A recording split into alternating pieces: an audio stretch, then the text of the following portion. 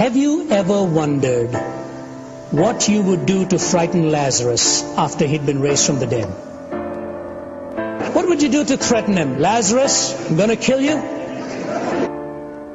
Caligula said, I'm going to kill you. He says, ha ha ha. And he says, stop ha-ha-haing, I'm going to kill you as I'm killing all the Christians. He doubles over in uncontrollable laughter, comes up for air and says, Caligula, haven't you heard? Death is dead. Death is dead.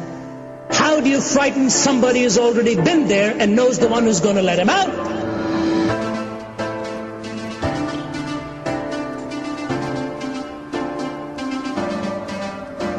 But just think of stepping on shore and finding it heaven, of touching a hand and finding it God's hand, of breathing new air and finding it celestial,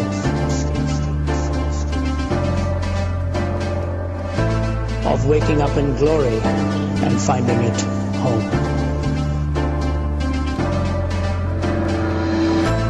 Ladies and gentlemen, your hope and mine in Christ is that one day we will be with God. One day we will be with Him.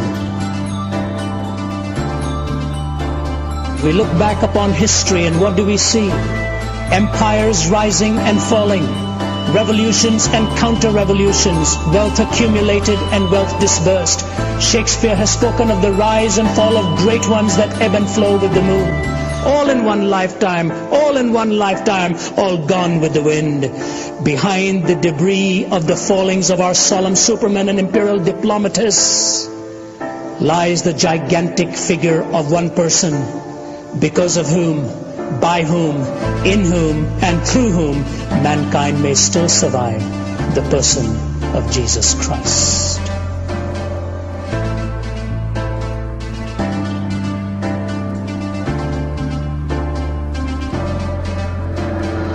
Isaiah calls him Wonderful Counselor. Peter looks at him and says, you are the Christ, the Son of the living God. The Apostle Saul at that time in Acts chapter 9 says, what shall you have me to do, Lord?